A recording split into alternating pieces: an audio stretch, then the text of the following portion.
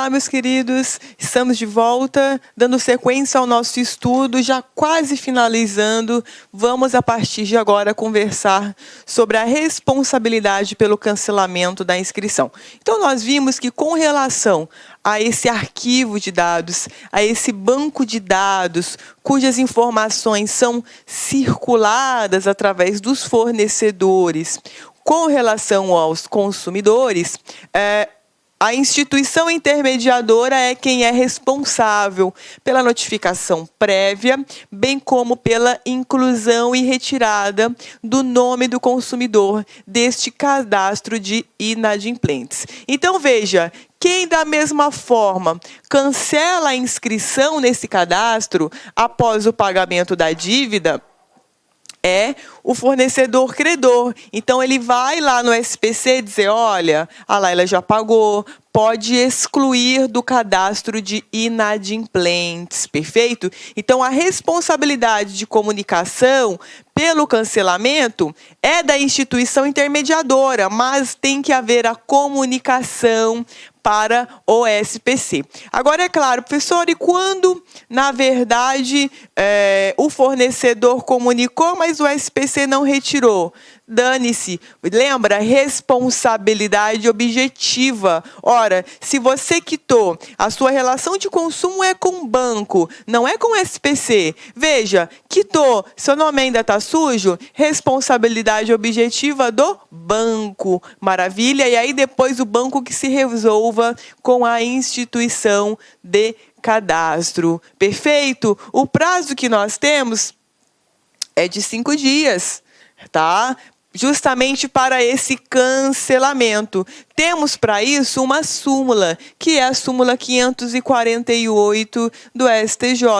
Incumbe ao credor a exclusão do registro da dívida em nome do devedor no cadastro de inadimplentes no prazo de 5 dias úteis. Maravilha? A partir do integral e efetivo pagamento do débito. Ok? Agora, isso que nós acabamos de estudar trata do cancelamento da inscrição. Perfeito, 5 dias úteis, isso vocês têm que memorizar, porque sempre cai em prova. Agora, o limite temporal, ou seja, o período pelo qual essa pessoa, esse consumidor, ficará inserido no cadastro de inadimplentes, nós temos 2 prazos. O primeiro deles é de 5 anos para manutenção de qualquer informação negativa do consumidor nos arquivos de consumo, e a contagem ela é iniciada a partir da inadimplência.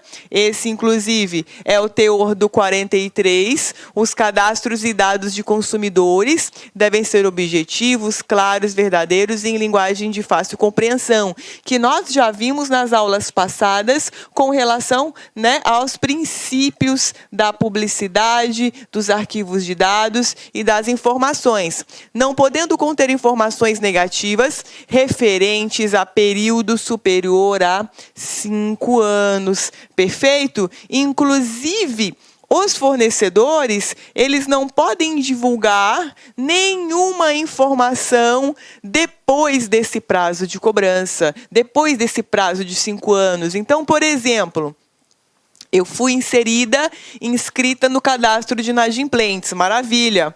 Por 5 anos eu fico inserida.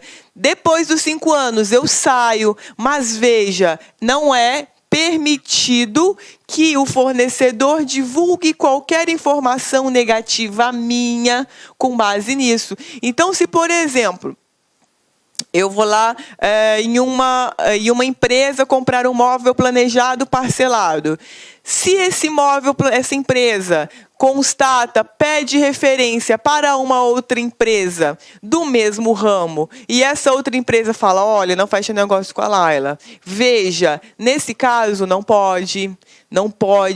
O fornecedor que não recebeu, depois desse prazo de 5 anos, não pode emitir juízo de valor negativo ou divulgar qualquer coisa negativa com relação a esse consumidor. Perfeito? Olha lá, é o parágrafo 5º do 43.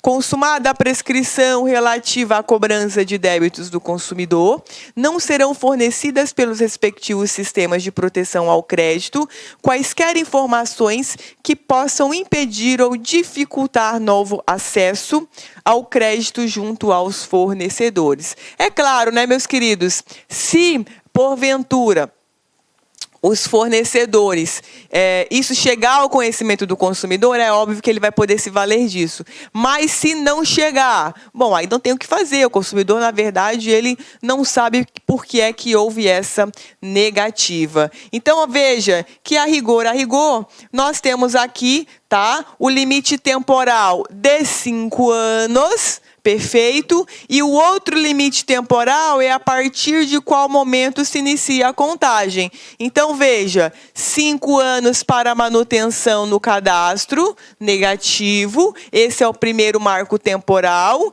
E esse marco é contado a partir da inadimplência. E não a partir do momento em que aquela parcela não foi paga. Porque muitas vezes uma parcela não é paga no dia 10, mas ainda isso, né, não é caracterizado na inclusão no banco de dados. Porque, por exemplo, a pessoa, ela era para pagar no dia 10, sei lá, pagou 2 meses depois. Bom, nesses 2 meses depois, veja você que, nesse caso, vai começar a contar os 5 anos da prescrição a partir do momento em que a pessoa ela é inserida no SPC, inserida no Serasa. Mas veja, a inadimplência para fins de prescrição da dívida é a partir do momento em que foi ou não foi paga aquela parcela. Tudo bem, pessoal? Mas o que cai em prova, gente?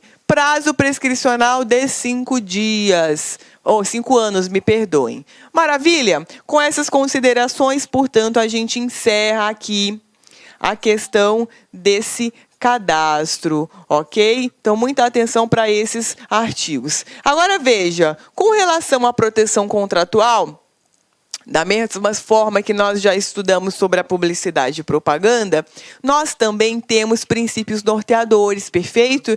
E aí, veja, para cada princípio nós temos um artigo respectivo. Então, quem está acompanhando a aula, vai aí dentro do material, elencar os princípios para cada artigo, porque é dessa forma que eles são cobrados em prova. Maravilha? Então, o princípio da transparência, ele está previsto lá no 46. Os contratos que regulam as relações de consumo não obrigarão os consumidores, se não lhes for dada a oportunidade de tomar conhecimento prévio de seu conteúdo ou se os respectivos instrumentos forem redigidos de modo a dificultar a compreensão de seu sentido e alcance. Então, veja que os contratos devem trazer previsões extremamente claras e inteligíveis, ou seja, entendíveis, para que a pessoa, qualquer pessoa, consiga ali extrair todas as informações daquela relação de consumo. Perfeito?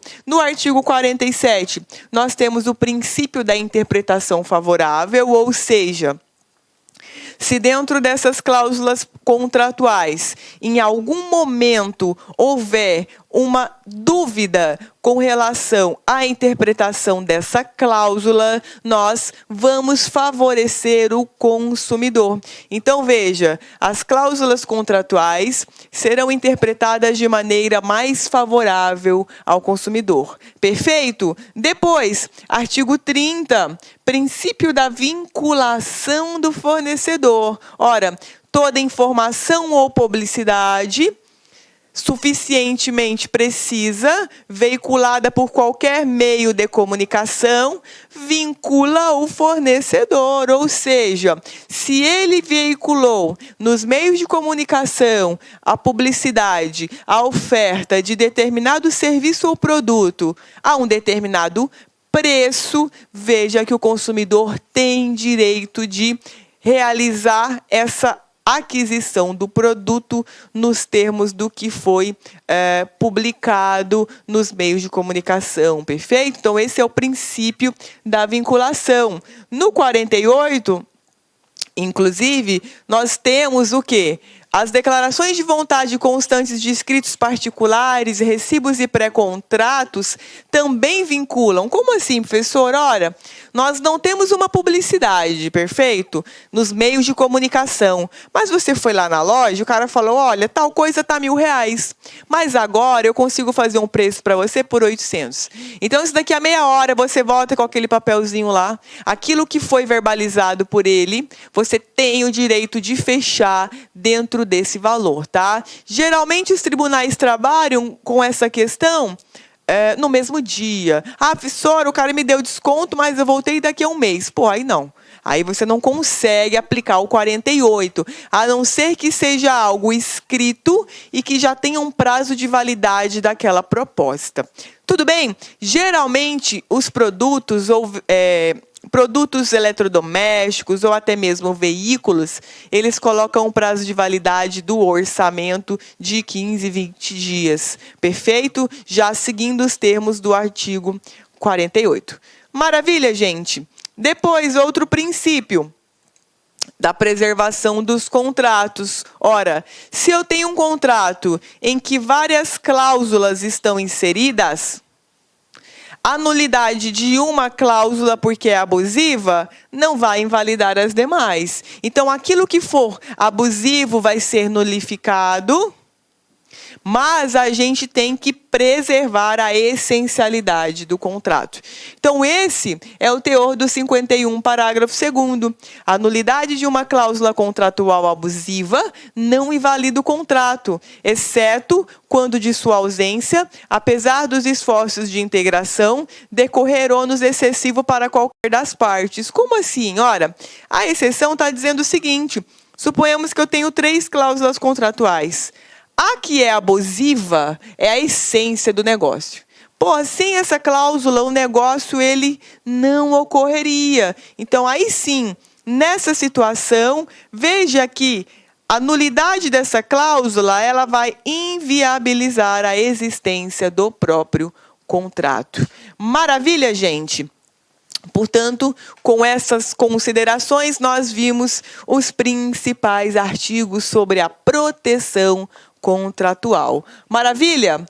Por outro lado, já em novo tema, nós temos o direito de arrependimento. Esse, gente, cai também muito em prova, então muita atenção para esse artigo. Traz para nós até quando o consumidor ele pode se arrepender pela aquisição daquele produto. Então, olha lá, artigo 49. O consumidor pode desistir do contrato no prazo de 7 dias. Isso cai muito em prova. Contados a partir da assinatura do contrato, quando ele é um contrato assinado, ou quando a pessoa recebe o produto ou recebe o serviço. Sempre que a contratação de fornecimento de produtos e serviços ocorrer fora do estabelecimento comercial. Então, por exemplo, contratei algo por telefone. Então, veja, a partir do momento que eu recebo o produto, o meu prazo começa a correr. Comprei um produto pela internet. A partir desse momento, do momento em que eu recebo, começa a contagem do meu prazo de arrependimento. Então, veja, esse direito de arrependimento não é qualquer produto ou serviço. Você precisa, celebrar em estabelecimento que não é que não é a sede da empresa, não é a sede do fornecedor. Você não está no espaço físico no qual aquela mercadoria ou aquele serviço são vendidos. Então, aí sim nós temos esse direito de arrependimento. Perfeito? Parágrafo único. Se o consumidor exercitar o direito de arrependimento nesse artigo, os valores que ele já pagou durante esse prazo são devolvidos imediatamente e monetariamente atualizados. Então, por exemplo, suponhamos que você pegou e comprou um curso em PDF. Sei lá, um cursinho, uma matéria em PDF. Então, vou comprar direito do consumidor em PDF naquele site. Perfeito. Aí você comprou, viu lá a página de apresentação, parecia um negócio legal, e aí você adquiriu esse produto. adquiriu, fez o login na plataforma, pagou, passou o cartão de crédito. Mas veja, gente, você recebeu o produto, né, as aulas em PDF, você constatou muitos erros de português, que o material estava diferente dessas pré-visualizações que estavam disponíveis na plataforma. Então, o que você fez? Você se arrependeu, falou, pô, não quero esse curso. Então, o que você vai exercer? Você vai pedir o cancelamento dentro do prazo de 7 dias, dizendo, olha, não quero mais o curso. Inclusive, nesse seu direito de arrependimento de 7 dias, você não pode, ou, aliás, não precisa nem justificar. Você simplesmente vai dizer que não quer. Agora, claro, né, gente? Suponhamos que é um curso em PDF em 10 aulas. E aí você baixou no seu computador 9 aulas, 10 aulas, e aí em 7 dias você fala, não, cancelei. Aí é sua má fé. Então, de repente, você baixou uma aula, 2, 3, o negócio está feio. Aí você exerce o direito de arrependimento. Está valendo? Está valendo o seu direito de arrependimento, sim, porque você constatou na entrega que o produto não era aquele com a qualidade que você esperava. Tudo bem? Então, olha lá, só para a gente resumir aqui, o prazo de arrependimento é 7 dias, assinatura do contrato ou recebimento do produto ou serviço, somente para compras fora da empresa. Maravilha? E é um direito potestativo do consumidor. Como assim? Ora, ele pratica se ele quiser ou não. E quando ele pratica, ele não é obrigado a justificar. Tudo bem? Com essas considerações, vimos, portanto, o direito de arrependimento. Perfeito? E aí nós temos agora, a partir de agora, as famosas cláusulas abusivas. Essa aqui também, gente, tem que memorizar para sua prova. Perfeito? São nulas de pleno direito, entre outras, as cláusulas contratuais relativas ao fornecimento de produtos e serviços que, inciso 1º, impossibilitem, exonerem ou atenuem a responsabilidade do fornecedor por vícios de qualquer natureza dos produtos e serviços ou impliquem renúncia ou disposição de direitos. Nas relações de consumo entre fornecedor e o consumidor, a indenização poderá ser limitada em situações justificáveis. Então, o que está dizendo aqui? Ora, se eu tenho uma cláusula que impossibilita, exonera ou diminui a responsabilidade do fornecedor diante de algo que está dentro do desempenho normal da atividade dele, veja que isso não é um encargo que o consumidor vai suportar. Isso é uma cláusula abusiva. Perfeito? Então, também temos como cláusulas abusivas situações que tirem do consumidor a opção de reembolso. Olha só, você vai comprar esse curso em PDF aqui, não cabe reembolso. Como assim? Não cabe direito de arrependimento? Isso é uma cláusula abusiva.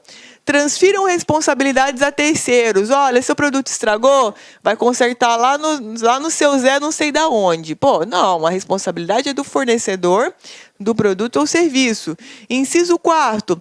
Estabeleçam obrigações consideradas abusivas que coloquem o consumidor em desvantagem exagerada, ou sejam, incompatíveis com a boa-fé. Então, por exemplo, olha, se o seu produto é apresentar defeito, você que mora aqui no Nordeste, você tem que levar seu produto lá em Mato Grosso, lá na assistência técnica. Então, pô, inviabiliza aí o exercício dos direitos do próprio consumidor. Então, isso também é uma cláusula abusiva. Também são abusivas cláusulas que estabeleçam o ônus da prova em prejuízo do consumidor, ou seja, que o consumidor tem que provar que o produto pifou e não foi por culpa dele, sendo que, em regra ao contrário, a empresa que tem que provar que o produto fornecido não apresentava problema na hora. Por isso que, se vocês forem, por exemplo, empresas que vendem iluminação, você pode constatar que os caras testam antes de entregar, né? Engasguei aqui para falar. Eles testam a eletricidade da lâmpada e tal antes de entregar para você. Justamente para dizer assim, olha, a gente viu que está valendo. Por quê? Porque se eles não fazem isso e você fala, olha, a lâmpada veio queimada, a inversão do ônus da prova é deles. Então, eles têm que provar, olha, a lâmpada estava boa. Então, por isso é que eles justamente testam antes de entregar para o consumidor. Justamente por conta da questão da inversão do ônus da prova, tá bem? Também são cláusulas abusivas, são várias, né, gente? Várias. Determine a utilização compulsória de arbitragem. Imponha ao representante para concluir ou realizar outro negócio jurídico pelo consumidor. Deixem ao fornecedor a opção de concluir ou não o contrato. Permitam ao fornecedor, direta ou indiretamente, variação do preço de maneira unilateral. Autorizem o fornecedor a cancelar o contrato unilateralmente sem que igual direito seja conferido ao consumidor. E aí vamos embora, gente. É muita coisa. Vamos dar uma lidinha para não passar batido isso aqui. Inciso 12. Obriguem o consumidor a ressarcir os custos de cobrança de sua obrigação. Autorizem o fornecedor a modificar unilateralmente o conteúdo ou a qualidade do contrato. Então, o fornecedor resolve quando que ele tem que mudar o contrato de acordo com a vontade dele. Não existe isso, tá? Quando infringam ou possibilitem a violação de normas ambientais, estejam em desacordo com o sistema de proteção ao consumidor, possibilitem a renúncia do direito de indenização por benfeitorias necessárias. Então, veja, esse rol de cláusulas é um rol exemplificativo, tá? Mas, gente, isso aqui cai em prova sempre, isso vai cair na sua prova, eu tenho certeza. Então, você vai ter que memorizar só para fazer a prova no dia, depois você pode esquecer. Mas é um artigo muito importante, um dos principais que nós estudamos aqui ao longo do curso.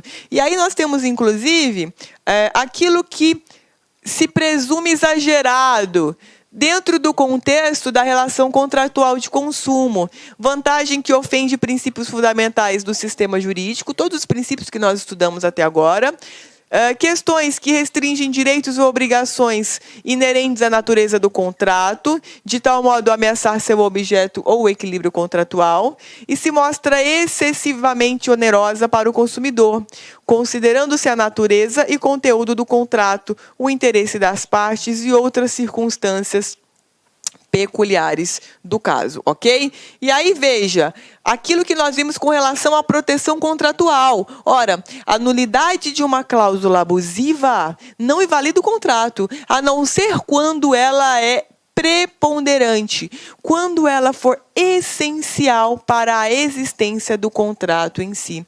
Maravilha? E aí, parágrafo 4º. É facultado a qualquer consumidor ou entidade que o represente requerer ao Ministério Público que ajuize a competente ação para ser declarada a nulidade de cláusula contratual que contrarie qualquer coisa disposta no artigo das cláusulas abusivas, perfeito? Ou de que qualquer forma desequilibre a relação contratual de consumo, perfeito? Então, veja, essas cláusulas abusivas aqui, elas são inválidas desde o nascimento, desde sempre, portanto, elas não produzem efeitos. Logo, você tem uma sentença que reconhece a abusividade dessa cláusula e esse reconhecimento vai fazer com que essa cláusula não gere efeito em nenhum aspecto do contrato, desde a celebração inicial. Perfeito? Então, é isso que o STJ entende. Inclusive, também o STJ entende que essa nulidade de cláusula, o juiz ele não vai poder reconhecer sem ser provocado, perfeito? Veja, nos contratos bancários é vedado ao julgador conhecer de ofício as abusividades das cláusulas. Agora, essa súmula, ela está trabalhando com contratos bancários, ok? Dentro desse universo, nós temos divergência. Se para outras contratos, o juiz poderia ou não conhecer de ofício. Mas veja, para a sua prova, você vai levar isso aqui, tá? E se a sua prova for CESP? Se não for CESP, memoriza os incisos que nós estudamos que você vai detonar, vai arrasar, ok? Por essas cláusulas abusivas, elas serem nulas e, portanto, possuírem efeitos desde o seu nascimento, não possuírem efeitos desde o seu nascimento, o que acontece? Elas são imprescritíveis, elas não são alcançadas pelo lapso prescricional, que nós vimos que é, em regra, de 5 anos. Perfeito? Então, o que acontece? Quando o juiz ele declara a nulidade de uma cláusula abusiva, para a manutenção da saúde dessa relação contratual de consumo, porque, na verdade, ele deve tentar preservar essa relação, ele vai se utilizar de outros mecanismos jurídicos para conseguir sustentar esse contrato. Então, por exemplo, eu tenho lá qualquer problema entre o consumidor e o fornecedor que comprou o produto em Mato Grosso, a ação judicial vai ter que ser processada em São Paulo. Então, uma cláusula abusiva, ou seja, o consumidor tem que ir lá em São Paulo para audiência. Veja, é uma cláusula abusiva. Então, o que o juiz ele faz lá em Mato Grosso? Declara a nulidade da cláusula, que é claro, o advogado vai pedir, né, o consumidor vai pedir, e ele mesmo julga no domicílio ali do autor. Perfeito? Só para vocês terem uma ideia, que o juiz ele tem que manter a relação de consumo, já que essa cláusula de foro, ou seja, o local onde eventual controvérsia poderia ser dirimido, ele é abusivo. Então, ele mantém a saúde do contrato, mas essa cláusula ele nulifica e aí, por consequência, ele mesmo acaba julgando essa ação de consumidor. Maravilha? Já deu o nosso tempinho aqui da primeira parte, já do final do CDC. Daqui a pouquinho a gente já volta.